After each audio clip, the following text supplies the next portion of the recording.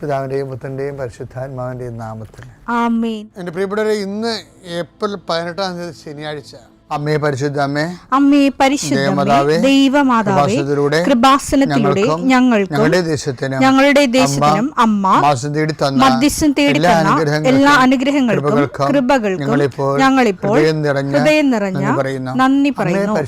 അമ്മേ പരിശുദ്ധമേ, ദൈവമാതാവേ, 2004 ഡിസംബർ 7 ഉച്ചകഴിഞ്ഞ് 2:30 കൃപാസനത്തിൽ സംഭവിച്ച അമ്മയുടെ പ്രത്യക്ഷപ്പെടലിനെ കുറിച്ച് തിരുസഭയ്ക്ക് സമർപ്പിച്ചിരിക്കുന്ന പഠനരേഖകളുടെ മേൽ സഭാത്മകമായ പഠനം ആരംഭിക്കുവാൻ ഞങ്ങൾ പ്രാർത്ഥിക്കുന്നു. അമ്മേ പരിശുദ്ധമേ, ഭൂസ്വർലോകങ്ങളുടെ രാജ്ഞിയായ അങ്ങേയ്ക്ക് ഭൗമസംരക്ഷണത്തിനായി പ്രപഞ്ചപ്രകൃതിയെ തന്നെ തിരുസഭ പ്രതിഷ്ഠിക്കുവാൻ ഈ പ്രത്യക്ഷീകരണം വഴി ഇടയാക്കണമേ. പരിശുദ്ധമേ, ജപമാല മാതാവേ, സകല കൃപാസനം പ്രാർത്ഥനയോടും ചേർത്ത് ഞങ്ങളിപ്പോൾ പ്രാർത്ഥിക്കുന്ന ഈ കുടുംബത്തിന്റെ പ്രത്യേക നിയോഗം പറ മക്കളെ.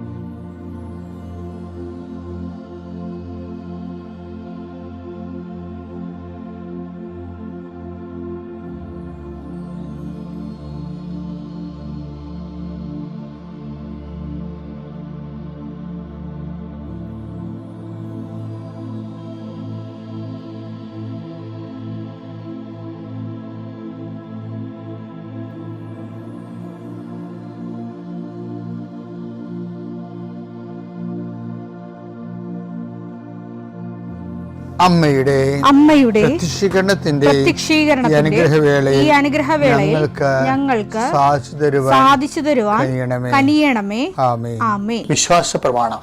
സർവശക്തനായ പിതാവും ആകാശത്തിന്റെയും ഭൂമിയുടെയും സൃഷ്ടാവുമായ ദൈവത്തിൽ ഞാൻ വിശ്വസിക്കുന്നു. അവിടുത്തെ ഏകപുത്രനും ഞങ്ങളുടെ കർത്താവുമായ ഈശോ മിശിഹായിലും ഞാൻ വിശ്വസിക്കുന്നു.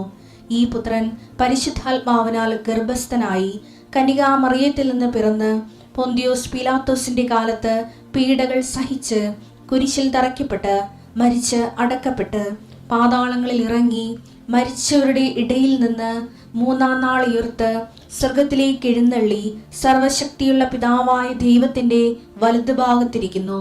അവിടെ നിന്ന് ജീവിക്കുന്നവരെയും മരിച്ചവരെയും വിധിക്കുവാൻ വരുമെന്നും ഞാൻ വിശ്വസിക്കുന്നു. പരിശുദ്ധാത്മാവിലും ഞാൻ വിശ്വസിക്കുന്നു. വിശുദ്ധ കത്തോലിക്കാ സഭയിലും പുണ്യവാന്മാരുടെ ഐക്യത്തിലും പാപങ്ങളുടെ മോചനത്തിലും ശരീരത്തിന്റെ ഉയർപ്പിലും നിത്യമായ ജീവിതത്തിലും ഞാൻ വിശ്വസിക്കുന്നു. ആമേൻ. സ്വർഗ്ഗസ്ഥനായ ഞങ്ങളുടെ പിതാവേ, അങ്ങയുടെ നാമം പൂജിതമാകണമേ. അങ്ങയുടെ രാജ്യം വരണമേ. അങ്ങയുടെ തിരുമനസ് സ്വർഗത്തിലെ പോലെ ഭൂമിയിലും ആകണമേ. അന്നു വേണ്ടുന്ന ആഹാരം ഇന്ന് ഞങ്ങൾക്ക് തരണമേ. ഞങ്ങളോട് തെറ്റ് ചെയ്യുന്നവരോട് ഞങ്ങൾ ക്ഷമിക്കുന്നത് പോലെ ഞങ്ങളുടെ തെറ്റുകൾ ഞങ്ങളോടും ക്ഷമിക്കണമേ. ഞങ്ങളെ പ്രലോഭനത്തിൽ ഉൾപ്പെടുത്തരുതേ, തിന്മയിൽ ഞങ്ങൾ രക്ഷിക്കണമേ. ആമേൻ. നന്മ നിറഞ്ഞ മറിയമേ, സ്വസ്തി. കർത്താവ് അങ്ങയുടെ കൂടെ സ്ത്രീകളിൽ അങ്ങ് അനുഗ്രഹിക്കപ്പെട്ടവളാകുന്നു. അങ്ങയുടെ ഉദരത്തിൻ ഫലമായി ഈശോ അനുഗ്രഹിക്കപ്പെട്ടവനാകുന്നു. പരിശുദ്ധ മറിയമേ, തമ്പുരാന്റെ അമ്മേ, പാപികളായ ഞങ്ങൾക്ക് വേണ്ടി ഇപ്പോഴും ഞങ്ങളുടെ മരണസമയത്തും തമ്പുരാനോട് അപേക്ഷിക്കണമേ. ആമേൻ. കർത്താവേ, നിന്റെ ഉന്നതമായ നാമത്തിന് സ്തോത്രം ചെയ്യുന്നു. കർത്താവേ, നിന്റെ വിശുദ്ധ പൗരോഹിത്യത്തെ മഹത്വപ്പെടുത്തണമേ. കർത്താവെ, സഭയിലുള്ള സാന്നിധ്യം പ്രകടമാക്കണമേ. 40 വർഷം ഞാൻ അർപ്പിച്ച കൃപാനയുടെ യോഗ്യതയാൽ കൃപാസ്ഥാനത്താറെ ജീവനോടെ പ്രത്യക്ഷപ്പെട്ട പരിശുദ്ധ അമ്മയുടെ മാധ്യസ്ഥത്തിൽ ഞാൻ മക്കളെ ആശീർവദിക്കുന്നു. ഈശോയെ, എവിടെയെങ്കിലും യാത്ര ചെയ്യുന്ന മുമ്പ് ഇതൊന്ന് കൂടിയിട്ട് പോണവരുണ്ട്. ഈശോയെ, അവർ മക്കളുടെ ഇന്നത്തെ മുഴുവൻ യാത്രകൾ ഞാൻ അങ്ങേക്ക് ഏൽപ്പിക്കുന്നു. അവരുടെ കണ്ണുനീര് ഉപ്പണം കർത്താവേ. അവർ പോകുന്ന ഇടങ്ങളിൽ നീ അവിടെ കൂടെ പോകണം. പലരും ഒറ്റക്കാണ്, പലരും അവർ ഒറ്റക്ക് പോയിട്ട് നടക്കാത്ത പല കാര്യങ്ങൾക്ക് വേണ്ടിയാണ് പോണത്. ഓഫീസിലായാലും കോളേജിലായാലും സ്കൂളിലായാലും പരീക്ഷയ്ക്കായാലും ജോലിക്കായാലും ഇൻ്റർവ്യൂവിനായാലും മറ്റ് റവന്യൂ ആയിട്ടുള്ള കാര്യങ്ങൾക്കായാലും കർത്താവേ, അങ്ങയുടെ മക്കൾ പോകുന്ന ഇടങ്ങളിലെല്ലാം I come with you wherever you go. ലോകത്തെ ആവേശപ്പെടുത്തുന്ന അങ്ങയുടെ അഭിഷേക വചനമാണ്. നീ എവിടെ പോയാലും ഞാൻ നിലകൊണ്ടാകും. കർത്താവെ, ഞങ്ങൾ ആഴമായത് വിശ്വസിച്ചുകൊണ്ട് കർത്താവ് ഈ മക്കൾ നിന്നെയും കൊണ്ടുപോകാൻ ഇടയാക്കണമേ. അമ്മേ, പരിശുദ്ധമേ, സമയത്തിൻ്റെ അധികാരി സഞ്ചാരി മാതാവേ, അങ്ങയുടെ മക്കളുടെ കൂടെ സഞ്ചരിക്കണമെന്ന് പ്രാർത്ഥിക്കുന്നു.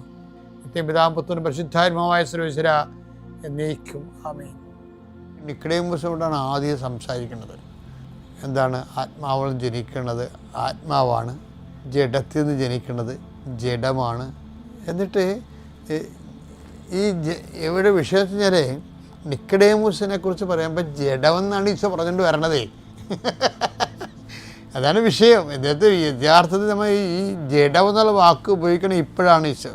അത് നിക്കോദേമോസിനെ അഭിസംബോധന ചെയ്തുകൊണ്ട്, അതായത് ഈ കൽപ്പന ടെക്നിക്കലായിട്ട് കൽപ്പന പാലിച്ചു, അതിൻ്റെ അരൂപി അതാണ് ഈശോ അതിൻ്റെ അരൂപിയെ ഈശോ കൽപ്പനയുടെ ജിസ്റ്റ് എടുത്തിട്ട് അരൂപിയാണ് പറയണത്. എന്താണ്?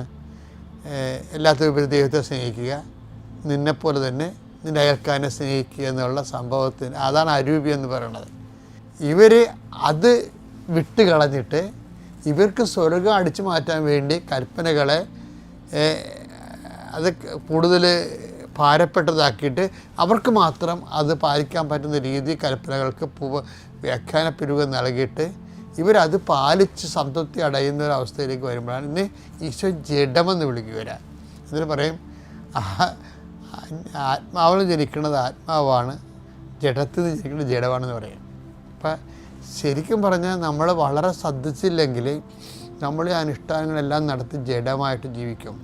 ജഡമാണ് ഈ ജഡത്തിൻ്റെ നമ്മൾ ശരിക്കും സഭയിലെ ആൾക്കാർ നമ്മൾ ഇൻട്രാക്ട് ചെയ്യുമ്പോൾ നമുക്ക് മനസ്സിലാകും. അത് സങ്കടകരമായൊരു തിരിച്ചറിവാണ്. ഈ 50 അല്ലെങ്കിൽ 60% ജഡമാണ് ശരിക്കും പറഞ്ഞാൽ. ദൈവത്തെ കാണുന്നതും അവരുടെ ദൈവത്തോട് അടുക്കുന്നതും ദൈവത്തിൻ്റെ കാര്യങ്ങൾ മനസ്സിലാക്കി ജീവിതത്തിൽ ദൈവത്തിന് ഒഴിഞ്ഞു പോകാൻ വേണ്ടി ഒരു നടപ്പാത നമ്മളിപ്പോൾ ഉണ്ടാക്കിയിട്ട്, നാഷണൽ ഹൈവേ ഒക്കെ ഉണ്ടാക്കിയപ്പോൾ ഒരു സൈഡിലൂടെ നടപ്പാത ഉണ്ടാക്കിയിട്ടുണ്ട്. അത് മനുഷ്യർക്ക് പോകാൻ വേണ്ടിയാണ്, വാഹനത്തിന് പോകാനല്ല. ഇതുപോലെ നമ്മുടെ ജീവിതത്തിലും ഒരു ദൈവത്തിന് സൈഡ് ചേർന്ന് എവിടെയെങ്കിലും പോയി രക്ഷപ്പെടാൻ വേണ്ടി ഒരു നടപ്പാത ഉണ്ടാക്കിയിട്ടുണ്ട്. അവിടെ പ്രാർത്ഥനയും കുരിശിൻ്റെ വഴിയൊക്കെ കാര്യമായിട്ട് നടന്നോളും. ഈ വാഹനങ്ങൾ പോണ നടുക്കൂടിയാണ്. അവിടെ മനുഷ്യൻ്റെ കള്ളത്തരങ്ങളും കുതന്ത്രങ്ങളും അതുപോലെ തന്നെ ആക്രാന്തങ്ങളും ഇതെല്ലാം മെയിൻ സ്ട്രീമിലാണ് പോണത്. അതുകൊണ്ടാണ് അതിനാണ് ജഡമെന്ന് പറയുന്നതിൻ്റെ കാരണം. നിങ്ങളിപ്പോൾ പെന്തക്കോസ്തിലേക്ക് പോകുമ്പോൾ കർത്താവ് ഇയാളെയാണ് ആദ്യം ട്രീറ്റ് ചെയ്യാനതെന്ന് ഓർത്തേക്കണം. നിക്കോദേമോസ് എന്ന് പറയുന്നത് നമ്മൾ തന്നെയാണ് അവിടെ. അപ്പോൾ നിക്കോദേമോസിനെ ട്രീറ്റ് ചെയ്യുകയാണ് ശരിക്കും ഇനി മുന്നോട്ടുള്ള വഴികളിലേക്ക്. ഇനി ഓരോരുത്തരുടെ ഈശോ എടുത്തെടുത്ത് ട്രീറ്റ് ചെയ്യണ കാണാം. ഇപ്പം 4-ാമത്തെ അധ്യായത്തിൽ ചെല്ലുമ്പോൾ ഈശോ സമരക്കാരത്തെ ട്രീറ്റ് ചെയ്യും. 5-ാമത്തെ അധ്യായത്തിൽ ചെല്ലുമ്പോൾ ബെത്സൈദ കുളത്തിലെ രോഗിയെ ട്രീറ്റ് ചെയ്യും. ഇത്രയും ട്രീറ്റ്മെൻറ്റ് കഴിഞ്ഞതിന് ശേഷമാണ് ഈശോ ദിവ്യകുർബാനയുടെ ഡിസ്കോഴ്സിലേക്ക് പോണത്. വളരെ ചിട്ടപ്പെടുത്തിയാണ് യോഹന്നാൻ അത് വളരെ ശ്രദ്ധയോടെയാണ് ചെയ്യണത്. ഞാൻ പറഞ്ഞു വരുന്നതിൻ്റെ കാര്യം, നമുക്ക് ഈ ടോക്കിന് പരിമിതികളുണ്ട്. ഈ അച്ഛൻ ഇപ്പോൾ സ്റ്റോപ്പ് ചെയ്യും. അപ്പോൾ എന്താ വിഷയം എന്ന് പറഞ്ഞാൽ നമുക്കിതിൻ്റെ ഒരു ഭാഗങ്ങൾ കണ്ടുകൊണ്ടിരിക്കുക. കാര്യം എനിക്ക് വളരെ നിർബന്ധമാണ് അച്ഛൻ്റെ നിങ്ങൾ എല്ലാവരും നിങ്ങൾ അച്ഛൻ്റെ ടോക്ക് രാവിലെയുള്ള ശുശ്രൂഷ കൂടുന്നത് പ്രാർത്ഥനയ്ക്ക് വേണ്ടിയാണ് കൂടുതൽ. അതുകൊണ്ട് ഞാൻ ശരിക്കും ഉപവസിച്ചും രാത്രി പ്രാർത്ഥിച്ചും വെളുപ്പ് എഴുന്നേറ്റ് പ്രത്യേകം പ്രാർത്ഥിച്ച് ഞങ്ങൾക്കിവിടെ കർത്താവിൻ്റെ അടുത്ത് എൻ്റെ മുറിയുടെ മുകളിൽ ഈ സൈലൻ്റ് സെനക്കളെന്നും പറഞ്ഞ് വളരെ നിശബ്ദമായി ഇരുട്ട് കുത്തിയ ഒരു ദിവ്യകാരുണ്യ ആരാധന സംഗീതമുണ്ട്. അവിടെ ലൈറ്റൊന്നുമില്ല. അവിടെ മണിക്കൂറുകളും ഞങ്ങൾ ഇരിക്കും, സ്റ്റാഫ് എല്ലാം ഇരിക്കും, അരമണിക്കൂർ. അപ്പം ഞാൻ 2-3 സമയത്ത് അവിടെ പോയി ഇരിക്കും. അതുപോലെ അങ്ങനെ കർത്താവുമായിട്ട് ആലോചിച്ചും ചിന്തിച്ചും പ്രാർത്ഥിച്ചാണ് നിങ്ങളോട് പല കാര്യങ്ങളും സംസാരിക്കുന്നത്. അപ്പം നിങ്ങളോട് സംസാരിക്കുമ്പോൾ നിങ്ങൾ ചെയ്യേണ്ടതെന്ന് വെച്ചാൽ നിങ്ങൾ ചുമ്മാ ഒരു വയറന്മാരായിട്ട് പോകരുത്. മറിച്ച് കർത്താവ് പറഞ്ഞ പോലെ ആത്മാവിൽ നിന്ന് ജനിക്കുന്നത് ആത്മാവും ജഡത്തിൽ നിന്ന് ജനിക്കുന്നത് ജഡവുമാണ്. അപ്പം ജഡികമായിട്ട് തന്നെ പോയാൽ നമ്മൾ ജഡികമായിട്ട് തന്നെ മരിക്കും. അതുകൊണ്ട് പെന്തക്കോസ്തയിലേക്ക് പോകുമ്പോൾ നമ്മൾ ആത്മാവിൽ വളരുന്നതിനെക്കുറിച്ച് ചിന്തിക്കുകയും അതിന് പറ്റുന്ന രീതിയിൽ നിങ്ങൾ ജഡത്തെ പാകപ്പെടുത്തുകയും ചെയ്യണം. അപ്പം ആത്മാവിനെ ജഡത്തെ പാകപ്പെടുത്താൻ വേണ്ടിയാണ് ശരിക്കും ഈ കൽപ്പനകളെല്ലാം വന്നത്. ജഡത്തെ പാകപ്പെടുത്തിയെടുക്കാൻ. പക്ഷേ ഉള്ള ഒരു പ്രശ്നം എന്ന് പറയുന്നത്, ഇപ്പോൾ ഒരു കല്ലും ഒരു കാറ്റും തമ്മിൽ വല്ല മാർഗമുണ്ട്. അപ്പോൾ തമ്മിൽ തന്നെ രണ്ടല്ലേ. അപ്പോൾ അതുകൊണ്ട് ഈശോ എന്താ പറഞ്ഞത്, ജഡത്തെ പാകപ്പെടുത്താൻ ഈശോ പറഞ്ഞു വെച്ചാൽ ദൈവം ആത്മാവാണെന്നതിൻ്റെ നമ്മൾ വായിച്ചില്ലേ 4:24 യോഹന്നാൻ്റെ സുവിശേഷം. ദൈവം ആത്മാവാണ്. ദൈവം ആത്മാവാണ്. അവിടുത്തെ ആരാധിക്കുന്നവർ ആത്മാവിലും സത്യത്തിലുമാണ് ആരാധിക്കേണ്ടത്. അപ്പം ഈ ആത്മാവായ ദൈവം എന്താ ചെയ്തതെന്ന് വെച്ച് കഴിഞ്ഞാൽ, ജഡമായ മനുഷ്യന് ഇൻട്രാക്ട് ചെയ്യാൻ വേണ്ടി ഈ മെറ്റീരിയലാണല്ലോ, ഈ മെറ്റീരിയലിന് ദൈവം ഡിവിനൈസ് ചെയ്തെടുക്കും. ദൈവത്തിന് പ്രവർത്തിക്കാൻ പറ്റുന്ന രീതിയിലെടുക്കും. അതെങ്ങനെ എടുക്കണമെന്ന് വെച്ച് കഴിഞ്ഞാൽ, അതാണ് ഈ 3:16 പറയണത്. തൻ്റെ ഏകജാതയെ നൽകാൻ തക്ക വിധം ദൈവം അത്രമാത്രം ലോകത്തെ സ്നേഹിച്ചു. എന്തെന്നാൽ അവനിൽ വിശ്വസിക്കുന്ന ഏവനും നശിച്ചു പോകാതെ നിത്യജീവൻ പ്രാപിക്കുന്നതിനു വേണ്ടി തന്റെ ഏകജാതനെ നൽകാൻ തക്കവിധം ദൈവം ലോകത്തെ അത്രമാത്രം സ്നേഹിച്ചു. അപ്പം നമ്മൾ ഓർക്കും, ഈ ഏകജാതനിലൂടെ ചെയ്തത് എന്താണെന്ന് വെച്ച് കഴിഞ്ഞാൽ, ദൈവത്തിൻ്റെ സ്നേഹം ഈ നമ്മളിലേക്ക് ഇപ്പോൾ കറണ്ട് കടത്തി വിടുന്ന പോലെ ദൈവസ്നേഹം കടത്തി വിട്ടിട്ട് ഈ മെറ്റീരിയലിനെ ശരിക്കും സ്പിരിച്വലൈസ് ചെയ്താണ് ഈ കണ്ടത്. മെറ്റീരിയലിന് അപ്പം നമ്മളിൽ ദൈവത്തോട് സ്നേഹത്തിൻ്റെ ലെവൽ വർദ്ധിക്കുന്നതനുസരിച്ച് നമ്മളാകുന്ന ജഡം മെറ്റീരിയലിന് സ്പിരിച്വലൈസ് ആകും. അങ്ങനെ വന്നു കഴിഞ്ഞാൽ ഉള്ള ഗുണമെന്ന് വെച്ച് കഴിഞ്ഞാൽ ദൈവത്തിന് കമ്മ്യൂണിക്കബിൾ ആകും. അല്ലെങ്കിൽ ജഡമായിട്ടിരിക്കും, ദൈവമായിട്ടിരിക്കും.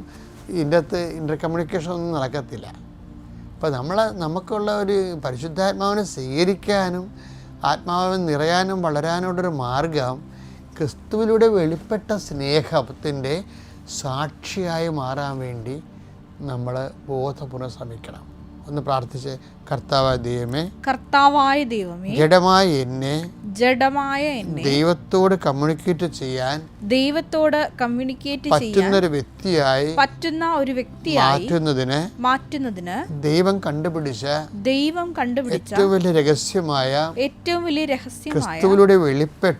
ക്രിസ്തുവിലൂടെ വെളിപ്പെട്ട ദൈവസ്നേഹത്തിന്റെ സാക്ഷിയായി ആ സ്നേഹം കൈമാറുന്ന സാക്ഷിയായി എന്നെ വളർത്തി പെന്തക്കോസ്ത അനുഭവത്തിലേക്ക് എന്നെ ഒരുക്കണമേ. പിതാവിന്റെയും പുത്രന്റെയും പരിശുദ്ധാത്മാവിന്റെയും നാമത്തിൽ.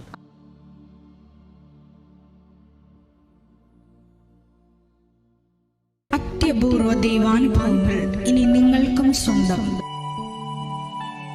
ഈ യൂട്യൂബ് ചാനൽ ഇതുവരെ സബ്സ്ക്രൈബ് ചെയ്തിട്ടില്ലെങ്കിൽ ഇപ്പോൾ തന്നെ സബ്സ്ക്രൈബ് ചെയ്യുക. ഈ വീഡിയോ ഇപ്പോൾ തന്നെ നിങ്ങളുടെ സുഹൃത്തുക്കൾക്ക് ഷെയർ ചെയ്തുകൊണ്ട് കർത്താവിന്റെ പ്രേക്ഷിതരാകുക.